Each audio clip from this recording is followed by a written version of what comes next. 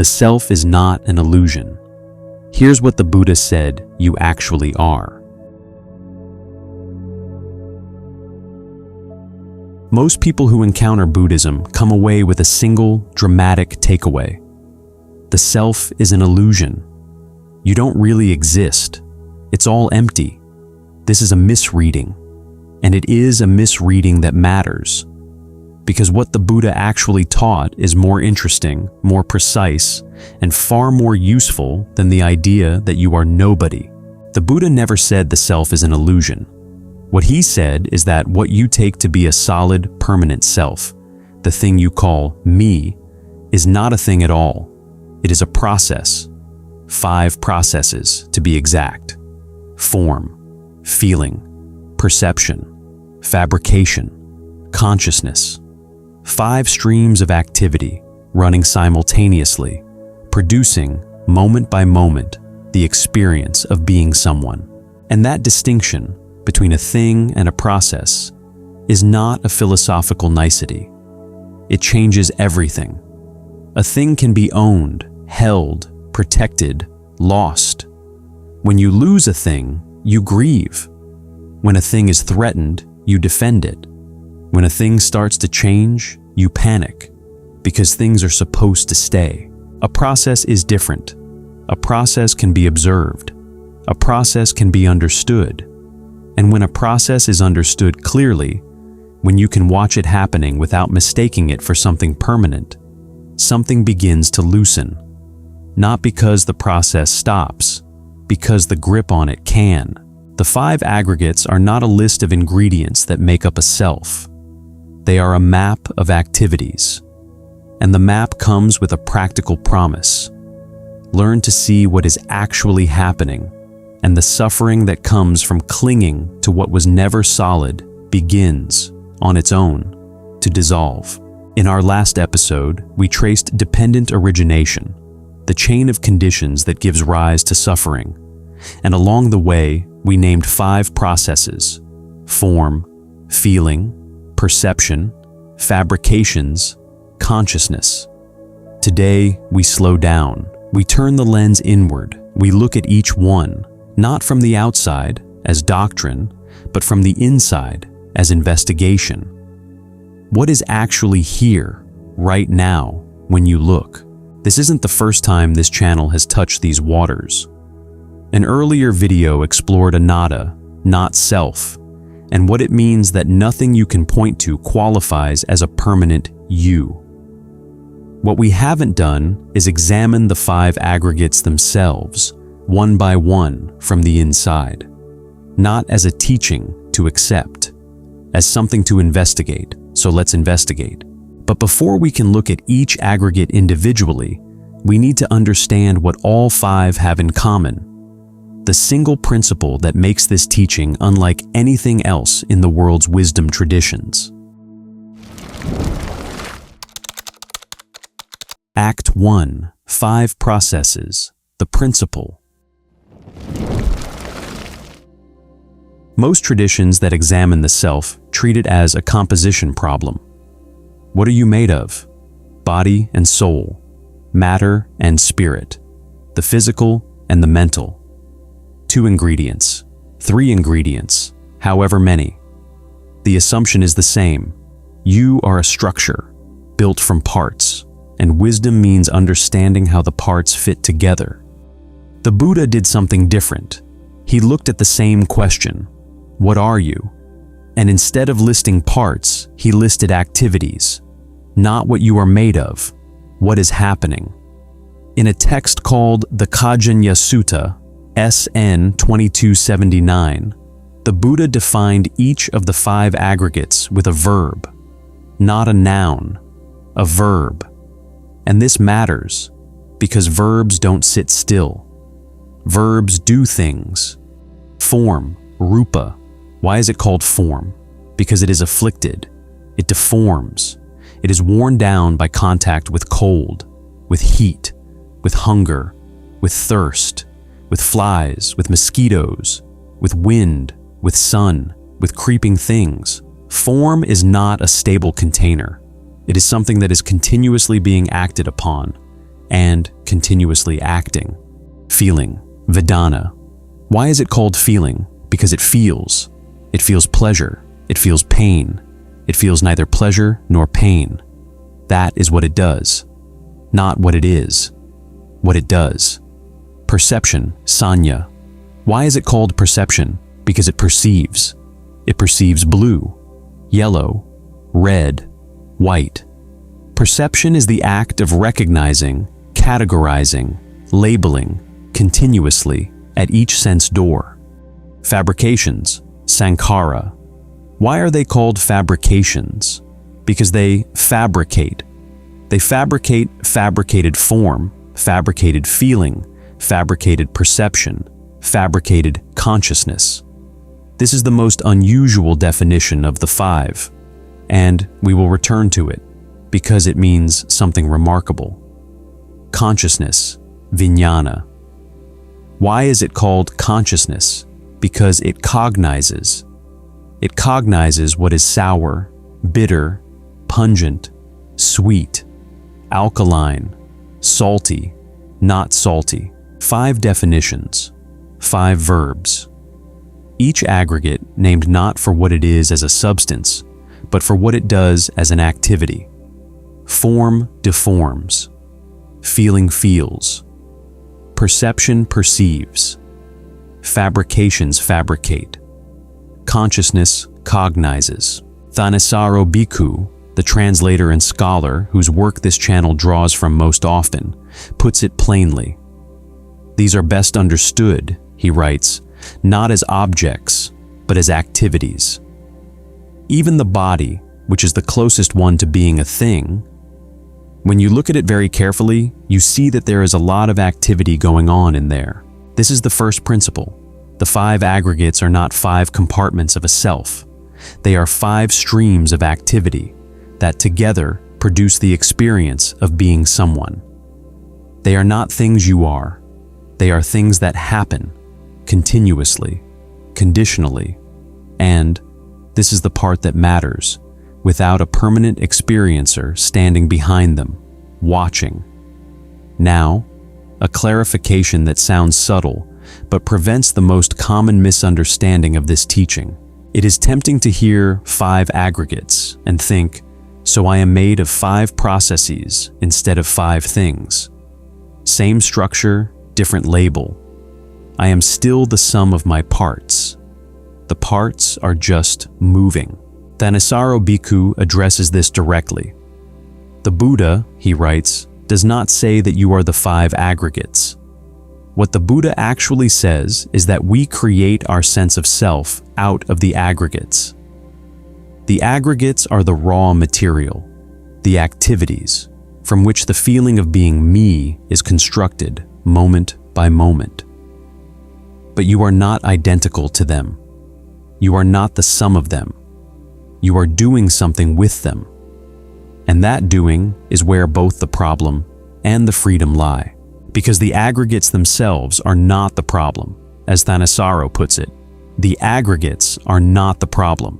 The clinging is. This distinction comes from a teaching the Buddha gave to a group of monks in a text called the Mahapunama Sutta, MN 109. The monks wanted to know, what is the difference between the 5 aggregates and the 5 clinging aggregates? The Buddha's answer was precise. These 5 clinging aggregates, he said, are rooted in desire.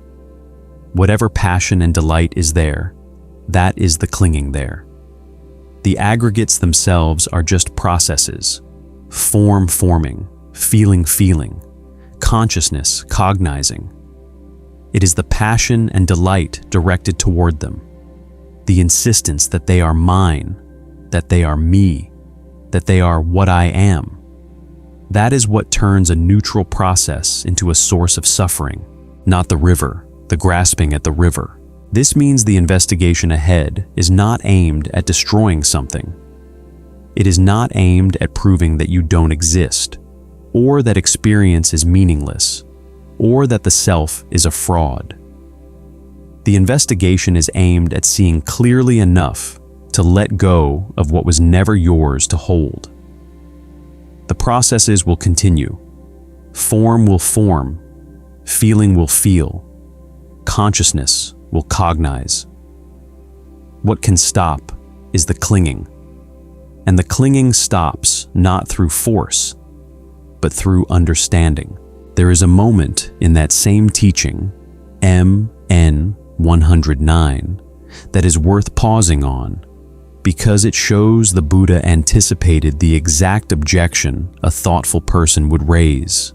A monk, listening to the teaching on not self, had what he thought was a clever insight. He reasoned, if form is not self, and feeling is not self, and perception and fabrications and consciousness are all not self, then what self will be touched by the actions done by what is not self? In other words, if nothing here is me, then who bears the consequences of what I do? Who carries the karma? The Buddha's response was not gentle. He called this a question born of ignorance, the reasoning of someone who thinks they can outsmart the teaching by finding a loophole. We will return to this monk's question later, and to the Buddha's full answer, because it matters. For now, note only this. The teaching on not self is not an escape hatch. It is not a way to avoid responsibility. It is a way to see what is actually happening. And in that seeing, to find freedom from the suffering that comes from treating processes as possessions. So the principle is this: 5 activities, not 5 things. A sense of self built out of them, not identical to them. And clinging, not the activities themselves, as the source of suffering. With that principle in place, we can do what the Buddha asked his monks to do. We can look at each aggregate from the inside, not as items on a list, as living processes happening right now, in this moment, as you listen. What is actually here? Let's look. Act 2, the 5, one by one. Form, rūpa. Right now, there is a body here, not your body as an object you observe from the outside, the way you might look at your hand resting on an armrest, something closer than that, the experience of bodily arising, weight pressing downward, temperature, warm, cool, shifting, breath moving through the chest, through the abdomen, through the nostrils, the sense of being in a particular posture, taking up a particular space, gravity pulling, muscles holding, something humming beneath the skin that you almost never notice because it has been there since before you learned the word body. This is rūpa, form, and the Buddha's definition of it is broader than you might expect. In a text called the Upadana Vibhanga Sutta, SN 2256, the Buddha defined form as the 4 great existents: earth, liquid, fire, and wind, and whatever form is derived from them.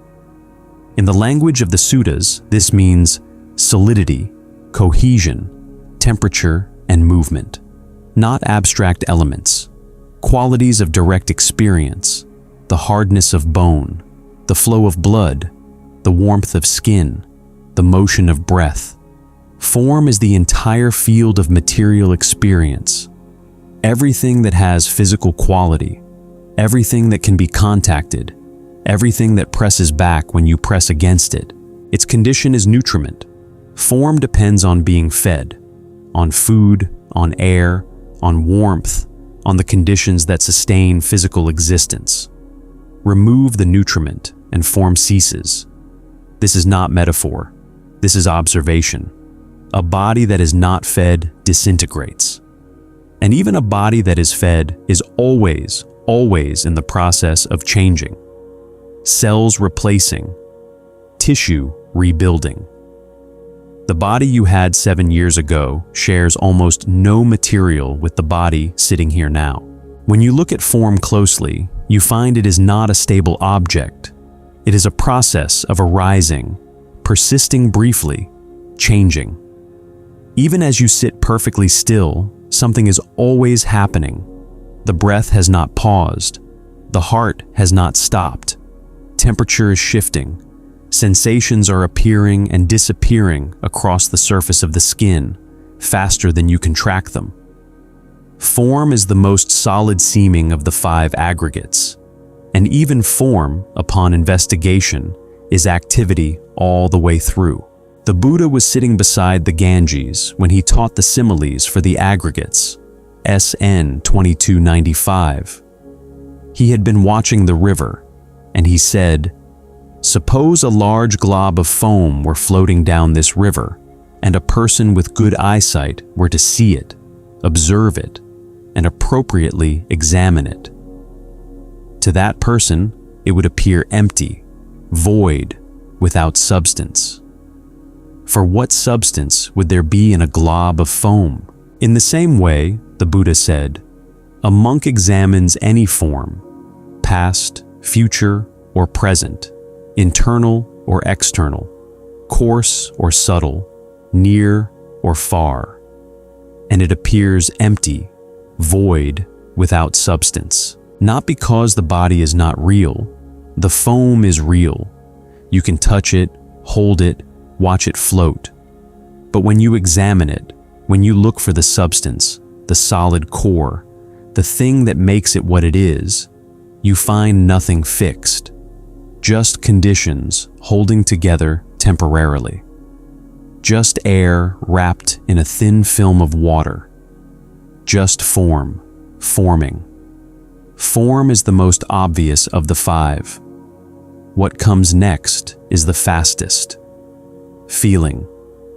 Vedanā. Listening to this, right now, there is a tone to the experience.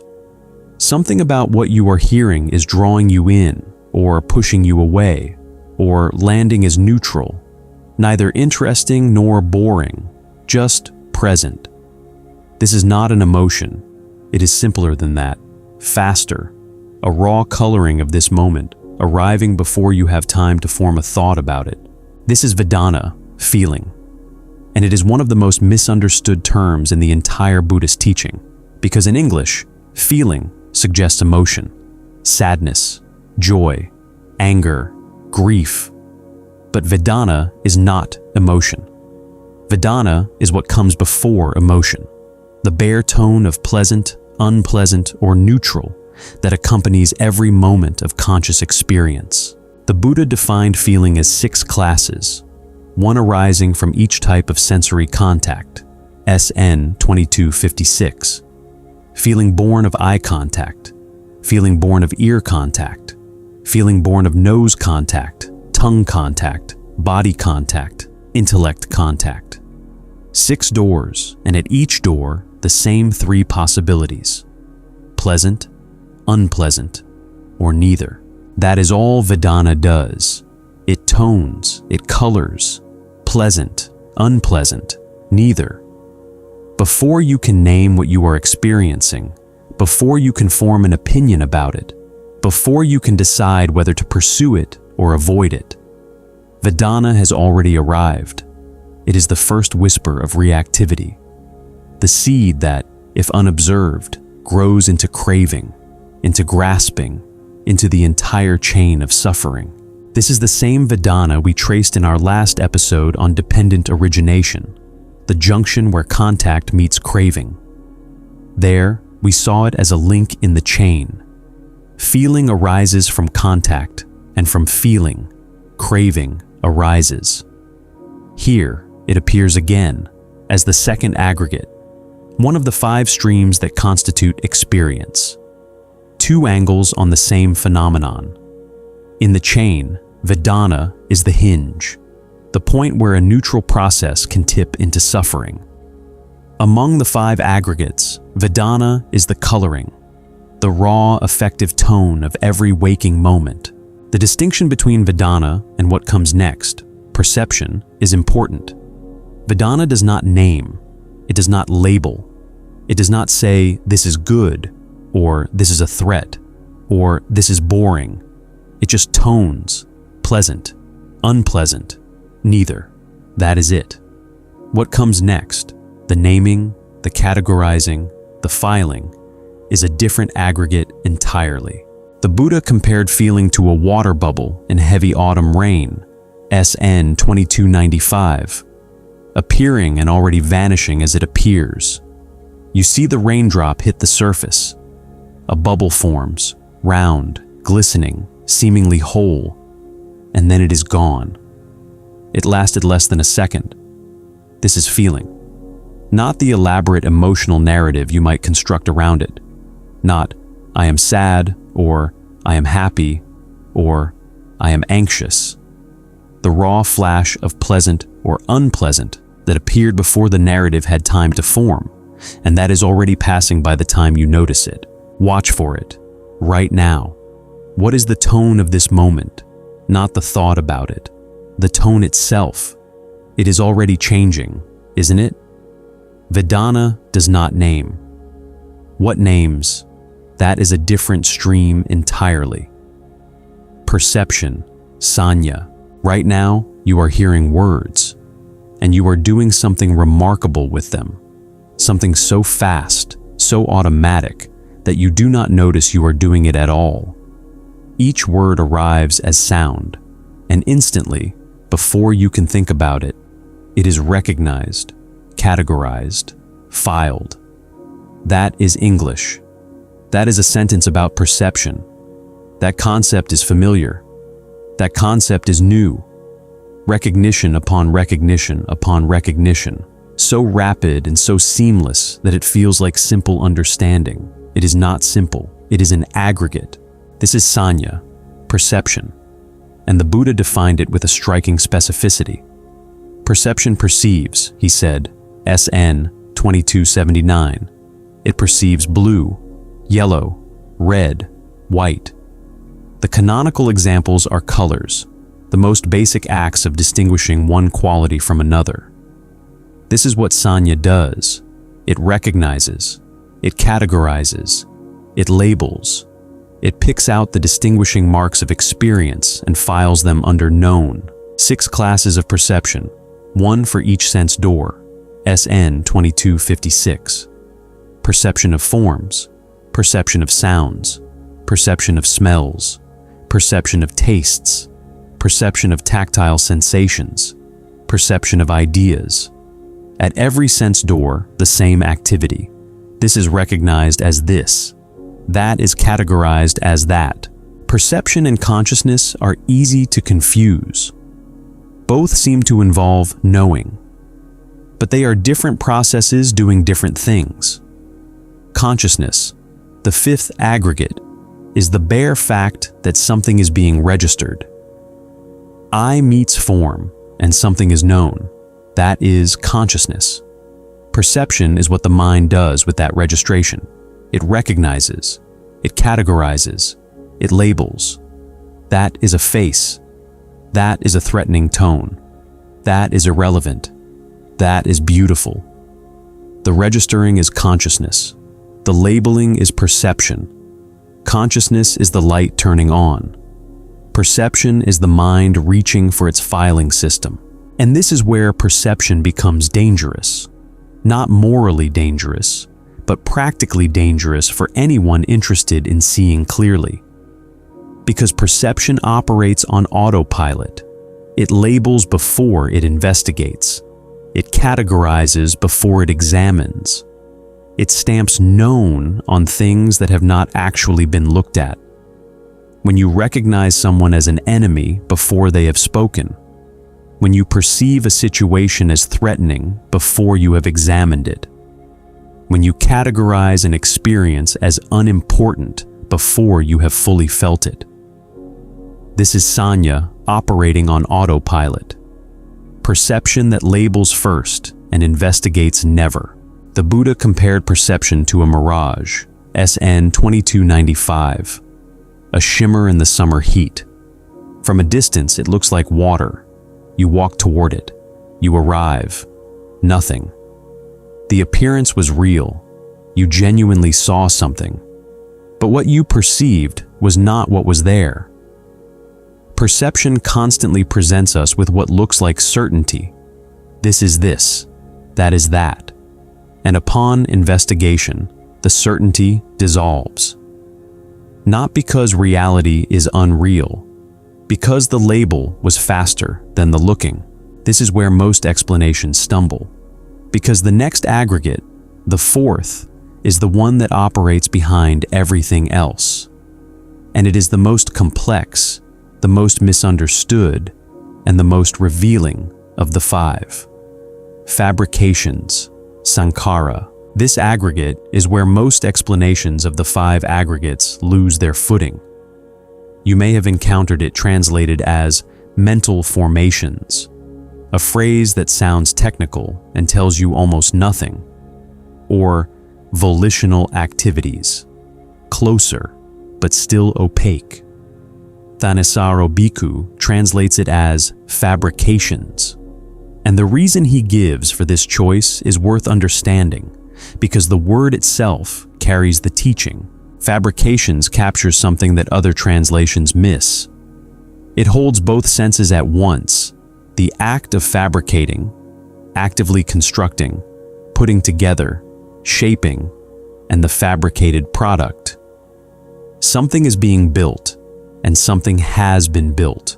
The word implies activity, it implies construction, and it implies, this is crucial, that what has been constructed is not a given, not a foundation, not something that was always there. It has been put together, and what has been put together can be investigated. In the Buddha's teaching, this word, saṅkhāra, appears in three related but distinct ways. Independent origination, the chain we traced in our last episode, fabrications are the second link. The volitional activities, conditioned by ignorance, that shape the consciousness leading to a new birth. In the broadest sense, the Buddha says that all conditioned phenomena are fabrications. Everything that has arisen through conditions is, in this sense, fabricated, constructed, put together. And this is the sense in which the Buddha said, all fabrications are impermanent, DHP 277. Everything that has been constructed will come apart. And then there is the third use, the one we are examining now. The fourth aggregate, fabrications as one of the five streams of experience. In the earliest definition, we have SN 2256. The Buddha identified the fabrication aggregate as 6 bodies of intention, one directed at each of the 6 sense objects. Intention toward what you see, intention toward what you hear, intention toward what you smell, taste, touch, think. Intention, saññā, covering all of experience. 6 streams of purposeful, directed activity. And this is where a connection to an earlier video becomes direct. Intention, saññā, is what the Buddha called kama itself. Intention, I tell you, is kama, AN 663. The fabrication aggregate is not a passive container. It is the stream of volitional activity that shapes experience, that generates consequences, that drives the wheel of becoming. At the level of the early suttas, the fabrication aggregate is saññā, intention itself. Later, Abhidhamma literature expanded this to include some 50 mental factors. But in the earliest teaching, fabrications are intention, and intention is kama. The connection is direct. Now, the most unusual passage in the entire teaching on aggregates.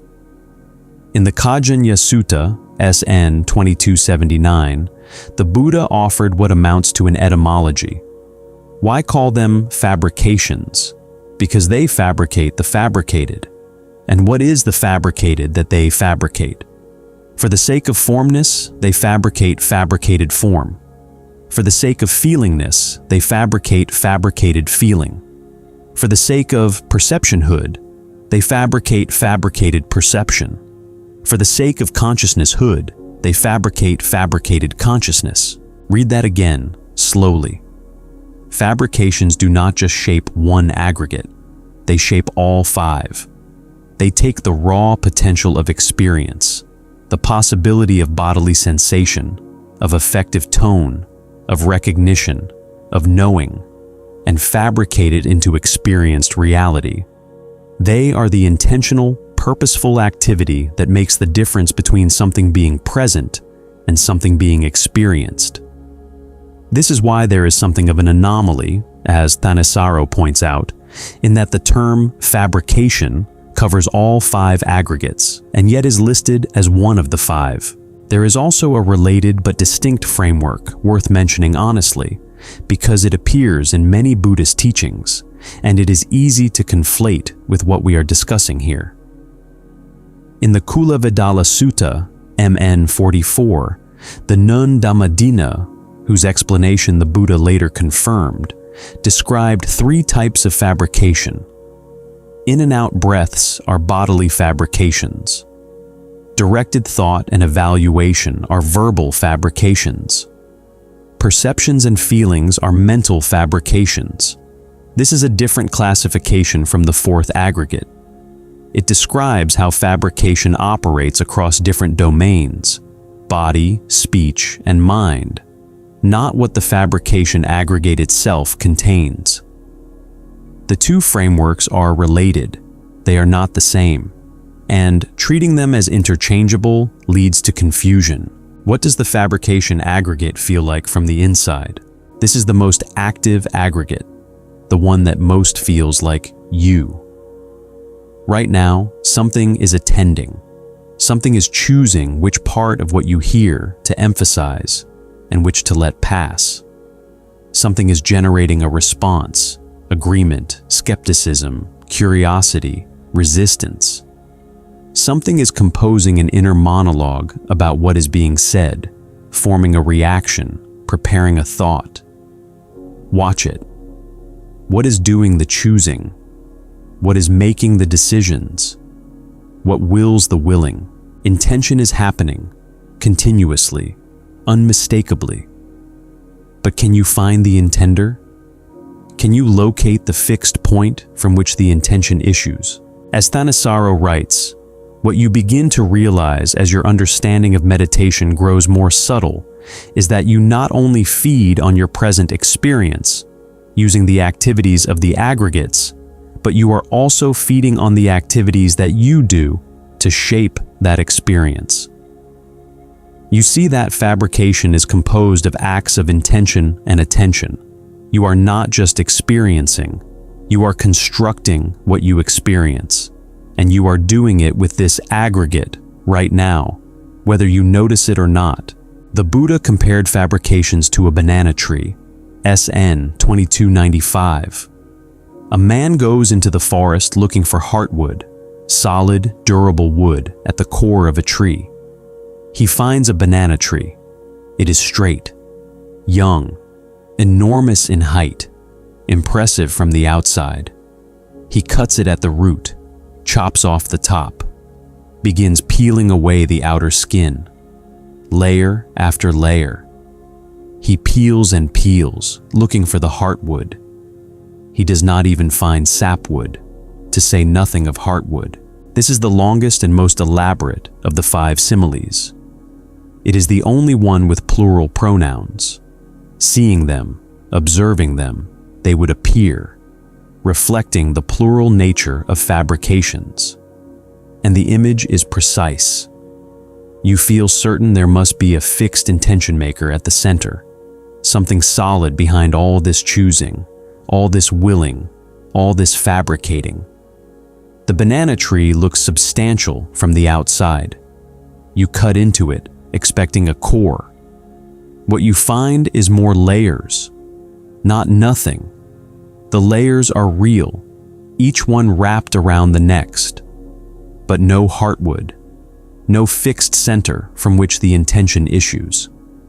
Just layer after layer of wrapping, all the way through. 4 of the 5 aggregates now mapped. Form, the experience of bodily arising. Feeling, the raw tone of pleasant, unpleasant, or neither. Perception, the mind's filing system, labeling before it looks. Fabrications, the stream of intention that shapes all of experience into the experienced. The fifth is the most misleading of all, because it feels most like a permanent self. It feels like the one who has been watching the other four. Consciousness. Viññāṇa. There was once a monk named Sāti, the son of a fisherman, who believed he understood the Buddha's teaching perfectly, MN 38. He told the other monks, "I understand the Dhamma as the Buddha teaches it. It is just this consciousness that runs and wanders on from birth to birth, not another." He believed consciousness was the thread, the permanent subject that persists through death and rebirth. The speaker, the knower, the one who is sensitive to the ripening of good and evil actions. Other monks tried to correct him. He would not budge. They brought him to the Buddha. The Buddha asked, "Is it true that you hold this view, that it is this same consciousness that runs and wanders on?" Sāti said, "Yes, Lord, exactly so." The Buddha's response was not gentle. "And to whom, worthless man, do you understand me to have taught the Dhamma like that? Have I not in many ways said of dependently co-arisen consciousness? Apart from a requisite condition, there is no coming into play of consciousness." He used the word mogapurisa, worthless man, multiple times.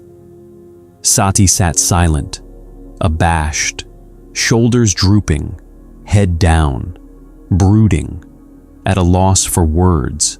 This matters because Sāti's view is exactly the view most people bring to the investigation of mind, Buddhist or not. The assumption that beneath all the activity, beneath the form and feeling and perception and fabrication, there is a consciousness that persists, a witness, a knower, an experiencer who was there before the experience began and who will be there after it ends. This is the view the Buddha called not just wrong, but harmful, because it is the deepest form of clinging to consciousness as self. The Buddha then gave the definition, SN 2256. 6 classes of consciousness. Eye consciousness, awareness arising in dependence on the eye and forms. Ear consciousness, arising in dependence on the ear and sounds. Nose consciousness, tongue consciousness, body consciousness, intellect consciousness, arising in dependence on the intellect and ideas. 6 arisings, each one dependent on a meeting, sense base and object coming together. When the meeting happens, that consciousness arises. When the meeting does not happen, it does not. Nothing further. No 7th class that is always running, always present, watching from behind the other 6. No permanent witness. No background awareness that was there all along. 6 meetings, 6 arisings, each one classified simply by the requisite condition in dependence on which it comes into play. The Buddha offered an image, MN 38. Fire, he said, is classified simply by whatever condition it depends on to burn. A fire burning in dependence on wood is a wood fire. On grass, a grass fire. On cow dung, a cow dung fire. When the fuel changes, the fire's name changes. When the fuel runs out, the fire goes out. You do not say, the fire is still there, somewhere, without fuel. You say, the fire has gone out. Consciousness works the same way. It is classified by what sustains it. Eye meets form. Eye consciousness. Ear meets sound. Ear consciousness. Change the meeting, and you change the consciousness. End the meeting, and that consciousness ceases. Right now, there is awareness, knowing that a voice is speaking, that words are arriving, that ideas are forming. This is intellect consciousness, awareness arising from the meeting of the mind and ideas. When the voice stops and you are briefly blank, where is that consciousness? The Buddha's answer is, it has ceased.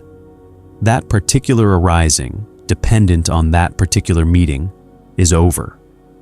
What you take to be a continuous stream of awareness is a rapid series of discrete arisings, so fast they feel continuous, the way the individual frames of a film feel like unbroken motion. But between the frames, there is nothing connecting one to the next, except the conditions that give rise to the next. Two images for consciousness then. The magic trick, from the simile we will come to shortly, appears at a crossroads where many paths meet and many conditions converge. It seems real. It is performance dependent. The fire burns at a hearth. It seems constant. It is fuel dependent. Consciousness appears continuous. It is condition dependent. And what is condition dependent can be investigated, can be understood, cannot be held. The Buddha was beside the Ganges when he taught this. He had been watching the river. Act 3. The similes arrive. 5 processes, each one examined from the inside, each one, upon investigation, revealing itself as activity, not substance, arising and ceasing, dependent on conditions, without a fixed center. The Buddha was beside the Ganges when he gathered all 5 into a single teaching, SN 2295. He had been watching the river, and what he offered his monks that day was not argument. It was imagery, 5 images, one for each aggregate, each arriving with the same verdict. Form is like a glob of foam, floating down the river, appearing whole, and upon examination, empty, void, without substance. For what substance would there be in a glob of foam? Feeling is like a water bubble in autumn rain, appearing and already vanishing as it appears. Round, glistening, seemingly whole, gone before you can hold it. For what substance would there be in a water bubble? Perception is like a mirage, shimmering in summer heat, promising water, delivering nothing. From a distance, certainty. Upon arrival, empty. For what substance would there be in a mirage? Fabrications are like a banana tree, straight, tall, impressive from outside. You cut it open looking for heartwood. You peel back the layers. You find no sapwood, to say nothing of heartwood. For what substance would there be in a banana tree? Consciousness is like a magic trick, performed at a crossroads, appearing real, dependent entirely on performance. For what substance would there be in a magic trick? 5 images, 10 times across them, the same 3 words. Empty, void, without substance. And then the verse. Form is like a glob of foam, feeling, a bubble, perception, a mirage, fabrications, a banana tree, consciousness, a magic trick. This has been taught by the kinsmen of the sun. However you observe them, appropriately examine them, they are empty, void, to whoever sees them appropriately. And then a line that stops you. It is said to be a murderer. No substance here is found. Murderer. Not in a moral sense. In the sense that what you take to be yourself, whatever you are clinging to, thinking, this is me, this is mine, this is what I am, is consuming the life you could be living if you saw it clearly. The clinging is the murder, not the aggregates. The aggregates are just foam, bubbles, mirages, banana trees, magic tricks, arising and ceasing, doing what they do. It is the passion and delight directed toward them, the insistence that they are solid, that they are permanent, that they are yours, that takes from you the freedom that clear seeing offers. And the teaching ended with a promise. Seeing thus, the well-instructed disciple grows disenchanted with form, disenchanted with feeling, disenchanted with perception, disenchanted with fabrications, disenchanted with consciousness. Disenchanted, he becomes dispassionate. Through dispassion, he is released. With release, there is the knowledge, released. Birth is ended, the holy life fulfilled, the task done. There is nothing further for this world. So, after all of this, what are you? Act 4. What this means. The Buddha's answer: not 5 things, 5 processes. Form arising and ceasing through contact with conditions. Feeling arising and ceasing through contact. Perception arising and ceasing. Fabrication arising and ceasing. And in its arising, shaping everything else. Consciousness arising and ceasing through each meeting of sense base and object. These processes produce, moment by moment, the experience of being someone. A continuous feeling self, listening to these words with a past and a future, and opinions about both. That experience is real. It is vivid. It is undeniable. But it is produced, not given. Constructed, not discovered. And what is produced through conditions can be understood through investigation. An earlier video on this channel traced what happens when you see this clearly. SN 2259. Is form constant or inconstant? Inconstant. And is what is inconstant easeful or stressful? Stressful. And is it fitting to regard what is inconstant, stressful, subject to change as, this is mine, this is myself, this is what I am? No. Seeing thus, disenchantment.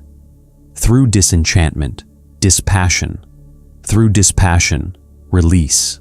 And here the investigation must be precise. The Buddha's teaching on not-self is not a declaration that you do not exist. He never said that. It is not a metaphysical claim about the nature of reality. It is a pragmatic instruction. These aggregates, these 5 processes, are not reliable enough to be treated as self. Not because self is an illusion, but because these processes are inconstant, and clinging to what is inconstant is the origin of suffering. The question the Buddha asked was never, does a self exist? The question was, is this, any of this, worth clinging to as me? The monk who tried to find the loophole, who reasoned that if all 5 aggregates are not self, then no self could be touched by the actions done by what is not self, was confused about the purpose of the teaching. MN 109. The point was never to find an entity that escapes the consequences of action. The point was to stop the clinging that perpetuates suffering. And when the Buddha finished explaining this, the text records that the minds of 60 monks, through no clinging, were fully released. This channel is called Ego Buddhism, and what the Buddha mapped with the 5 aggregates is, in a sense, what this channel has been circling from the beginning. Not the Freudian ego, the manager of impulses, but the sense of I itself. The feeling of being someone, the experience of being this person, with this history, in this body, with these intentions, with these habits of perception and these streams of awareness. When the Buddha mapped the 5 aggregates, he was mapping the architecture of that I. And his finding, arrived at not through speculation, but through investigation, was that looking into any of the 5, looking carefully with patient attention, you cannot find the I that is supposed to be there. Not that I is an illusion, that I is a process. 5 streams of activity arising and ceasing that produce, moment by moment, the experience of being someone. This is what the channel is exploring. This is what the Buddha, in his very first teaching after awakening, pointed toward. The verse beside the Ganges ended with an instruction.